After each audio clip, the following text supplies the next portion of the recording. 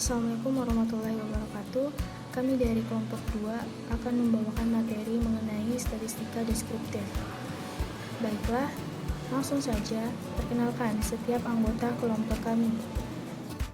Assalamualaikum warahmatullahi wabarakatuh. Perkenalkan, nama saya Elsa, nomor induk mahasiswa 130 2019 0331. Assalamualaikum warahmatullahi wabarakatuh. Perkenalkan, nama saya Mulyana, nomor induk mahasiswa 130 2019 0327. Assalamualaikum warahmatullahi wabarakatuh. Perkenalkan, nama saya Azminur Alam, nomor induk mahasiswa 130 2019 0329. Assalamualaikum warahmatullahi wabarakatuh. Perkenalkan, nama saya Farida Ridwan, nomor induk mahasiswa 130 2019 0325. Warahmatullahi wabarakatuh. Perkenalkan, nama saya Aksal Maida Alimun, nomor induk mahasiswa 130 2019 0323. Assalamualaikum warahmatullahi wabarakatuh. Kami dari kelompok 2 akan menjelaskan materi mengenai statistika dasar. Langsung saja, statistika deskriptif merupakan teknik penyajian dan peringkasan data sehingga menjadi informasi yang mudah dipahami. Penyajian data dapat dilakukan melalui tabel, gambar yang meliputi histogram, plot, stem, leaf, box, plot. Peringkasan data dinyatakan dalam dua ukuran, yaitu pemusatan yang meliputi median, modus, kuartil, mean, dan lain-lain. Penyebaran meliputi rank, interkuartil, rank, dan ragam. Selanjutnya, penyajian data dengan tabel. Kunci dalam membuat tabel terbagi menjadi dua, yaitu yang pertama, tabel harus memberikan informasi yang dapat dimengerti oleh pembaca. Yang kedua, terdapat perbedaan penyajian, yaitu kategorik versus numerik.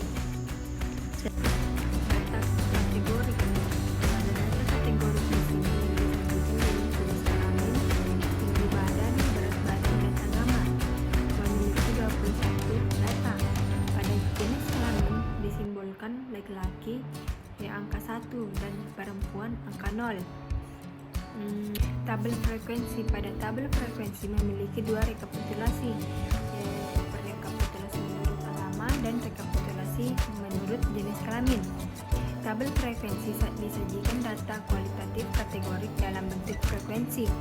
Jika jumlah data mencukupi, tampilkan pula persentasenya. Rekapitulasi menurut agama. Pada agama Islam frekuensi 13 dengan persentase 61,90. Agama Kristen frekuensi 4 dengan persentase 19,5.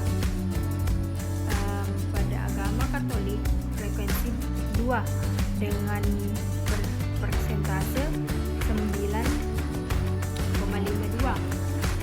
Agama Hindu frekuensi 1 dengan persentase 4,76. Agama Buddha memiliki frekuensi 1 dengan persentase 4,76. Pada rekapitulasi menurut jenis kelamin, pada jenis kelamin laki-laki memiliki frekuensi 12 dengan persentase 57,14. Jenis kelamin perempuan dengan frekuensi 9 dengan persentase 42,86. Tabel kontingensi digunakan untuk melihat distribusi dari dua data kategorik atau lebih. Bisa dalam bentuk persen baris, persen kolom, persen total sesuai dengan kebutuhan.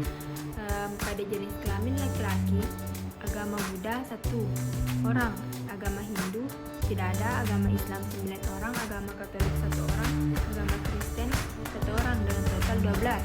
Jenis kelamin perempuan. Pada agama Buddha tidak ada. Pada agama Hindu 1 orang, agama Islam ada 4 orang, agama Katolik 1 orang, agama Kristen 3 orang dengan total 9 orang. Total jika dijumlahkan jenis kelamin perempuan dan laki-laki pada agama Buddha 1 orang,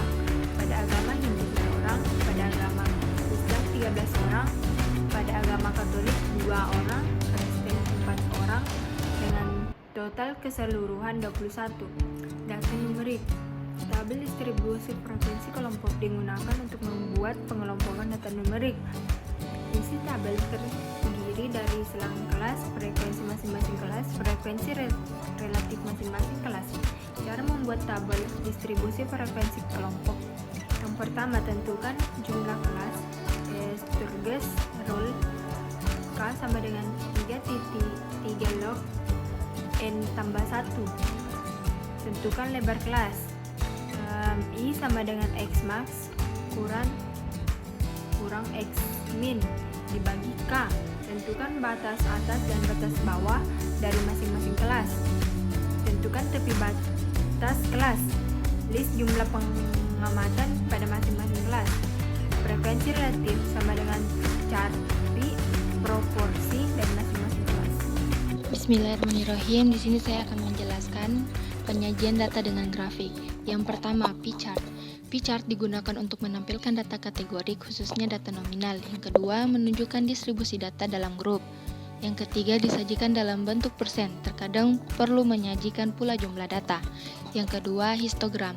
Digunakan untuk melihat distribusi dari data. Yang pertama, melihat ukuran penyebaran dan ukuran pemusatan data. Yang kedua, melihat adanya data outlier. Yang ketiga, mendeteksi ada bimodus atau tidak. Yang ketiga, diagram dahan daun. Yang pertama, sebuah diagram yang menampilkan distribusi dari data numerik yang sudah terurut dari terkecil dan terbesar. Yang kedua, sesuai dengan namanya, diagram dahan daun terdiri dari bagian dahan dan bagian daun. Bagian daun selalu terdiri dari satu digit. Bagian dahan terletak di sebelah kiri dan bersesuaian dengan bagian daun di sebelah kanan jika ada. Secara visual, diagram dahan daun hampir sama dengan bar chart di mana kategori-kategorinya didefinisikan dengan struktur desimal dari bilangan yang ada. Manfaat diagram dahan daun. Yang pertama, mendapatkan sebaran dari data. Dan yang kedua, mendapatkan ukuran penyebaran dan ukuran pemusatan data. Yang ketiga, mendeteksi adanya data outlier jika ada. Yang keempat, mendeteksi ada bimodus atau tidak. Sekian dan akan dilanjutkan oleh teman saya. Perkenalkan, nama saya Azmi Nur Alam, akan membawakan materi ukuran pemusatan data. Ukuran pemusatan data adalah sembarang ukuran yang menunjukkan pusat segugus data yang telah diurutkan dari yang terkecil sampai yang terbesar atau sebaliknya dari yang terbesar sampai yang terkecil. Terdapat 3 ukuran pemusatan data yang sering digunakan, yaitu rata-rata, median, dan modus. Untuk data tunggal, rata-rata, penentuan mean atau rata-rata dihitung dengan menjumlahkan semua nilai data pengamatan, kemudian dibagi dengan banyaknya data. Rumusnya yaitu X bar sama dengan jumlah data per banyak data. Contoh soal, dari hasil ulangan matematika kelas 4 yang terdiri dari 6 siswa diperoleh nilai 2, 4. Tentukan nilai minnya.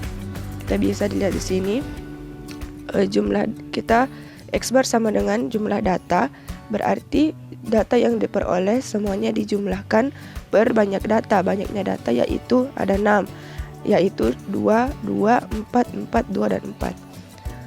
Terus diperoleh nilai 18 per 6 sama dengan 3. Jadi rata-ratanya itu 3. Lanjut, median atau nilai tengah. Median adalah nilai tengah dari kelompok data yang telah diurutkan. Urutannya bisa membesar atau mengecil. Jika jumlah data ganjil, median sama dengan nilai paling tengah. Jika jumlah data genap, median sama dengan rata-rata dari 2 nilai tengah. Dengan kata lain, median terletak pada nilai ke n per 2. Rumus untuk data ganjil yaitu ME sama dengan XN tambah 1 per 2. Sedangkan untuk data genap yaitu ME sama dengan XN per 2 tambah XN per 2 tambah 1 per 2. Dimana contoh soal, dari 5 orang anak sedang menghitung pensil warna yang dipunyainya. Setelah dihitung, jumlah pensil warna mereka adalah 2, 1, 3, 4, 2. Median dari jumlah pensil warna tersebut adalah Dikarenakan jumlah datanya 5, maka dia merupakan data ganjil. Jadi kita menggunakan rumus ganjil, di mana ME sama dengan X dalam kurung 5 tambah 1/2, ME sama dengan X 6/2 sama dengan X3. Maka X3 adalah 3 yang merupakan median dari jumlah pensil warna tersebut. Selanjutnya modus. Mode atau modus adalah data yang paling sering muncul atau terjadi. Untuk menentukan modus, pertama susun data dalam urutan meningkat atau sebaliknya, kemudian hitung frekuensinya. Contoh soal, tentukan modus dari data berikut. 1, 2, 2, 1, 2, 3, 3, 4, 4, 4, 6, 6. Jawab, kita urutkan datanya mulai dari yang terkecil.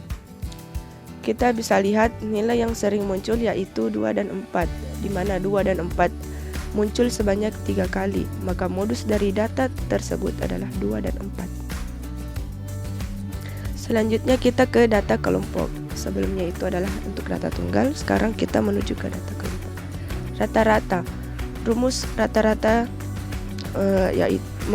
rumus rata-rata data kelompok yaitu X bar sama dengan sigma FI kali XI per sigma FI, di mana FI adalah frekuensi data kelas KI, sedangkan XI adalah nilai tengah kelas KI.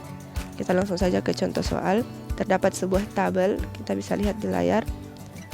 Jawaban min sama dengan sigma FI dikali XI sama dengan sigma FI, di mana FI dikali XI yaitu 279 per FI atau jumlah keseluruhan frekuensi. Kita bisa lihat di tabel yaitu 30. Min sama dengan maka 9,3, 279 per 30 sama dengan 9,3. Jadi rata-rata dari data tersebut yaitu 9,3. Selanjutnya kita ke median. Data berkelompok merupakan data yang berbentuk kelas interval, sehingga kita tidak bisa langsung mengetahui nilai median jika kelas mediannya sudah diketahui. Oleh karena itu, kita harus menggunakan rumus berikut. ME sama dengan XII ditambah N per 2 dikurang FKII per FI kali P, di mana ME adalah median, XII batas bawah median, N sama dengan jumlah median, N sama dengan jumlah data, FKII sama dengan frekuensi kumulatif data di bawah kelas median, FI sama dengan frekuensi data pada kelas median, P sama dengan panjang interval kelas. Kita langsung saja ke contoh soalnya. Sebanyak 26 orang mahasiswa yang terpilih sebagai sampel dalam penelitian kesehatan di sebuah universitas. Mahasiswa yang terpilih tersebut diukur berat badannya. Hasil pengukuran berat badan disajikan dalam bentuk data berkelompok seperti di bawah ini. Kita bisa lihat tabelnya pada layar. Hitunglah median berat badan mahasiswa. Langsung kita jawab.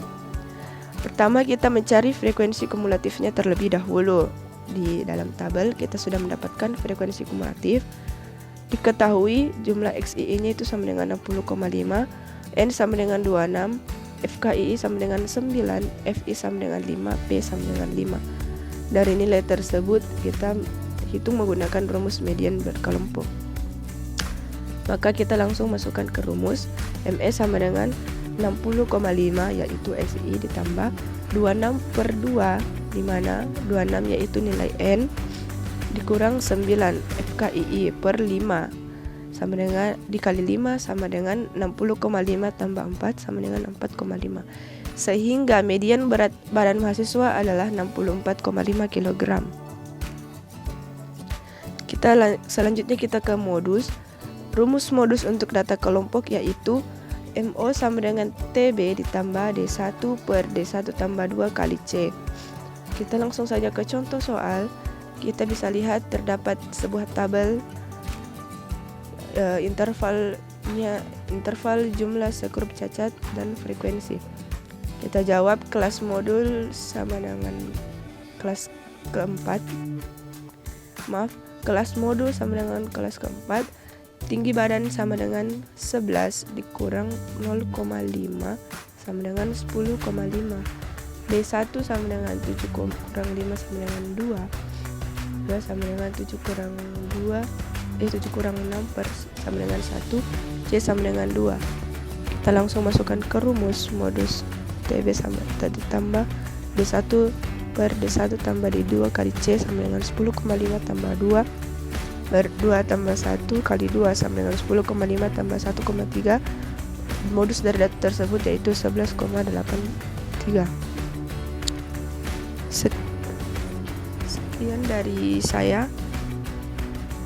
Sekian dari saya. Wassalamualaikum warahmatullahi wabarakatuh. Materi selanjutnya mengenai ukuran penyebaran data. Ukuran penyebaran data adalah suatu ukuran untuk memberikan gambaran seberapa besar data menyebar dalam kumpulannya. Beberapa ukuran yang terdapat dalam penyebaran data ada 4, yaitu jangkauan atau range, yang kedua jarak antar kuartil, yang ketiga ragam, dan yang terakhir adalah simpang baku. Baik, langsung saja. Jangkauan atau range adalah selisih antara nilai maksimum dan nilai minimum yang terdapat dalam data. Jangkauan dapat dihitung dengan menggunakan rumus R sama dengan X maksimal dikurang X minimal. Contohnya, tentukan range dari data 10, 6, 8, 2, dan 4. Jadi penyebabnya adalah R sama dengan X maksimal dikurang X minimal sama dengan 10 dikurang 2 yang menghasilkan 98. Yang kedua, jangkauan interkuartil. Jangkauan interkuartil adalah selisih antar kuartil ketiga dan kuartil pertama, di mana rumusnya adalah H sama dengan Q3 dikurang Q1, di mana H adalah jangkauan interkuartil, Q3 adalah kuartil ketiga, dan Q1 adalah kuartil pertama. Simpang kuartil dan jangkauan semi interkuartil. Simpang kuartil adalah setengah dari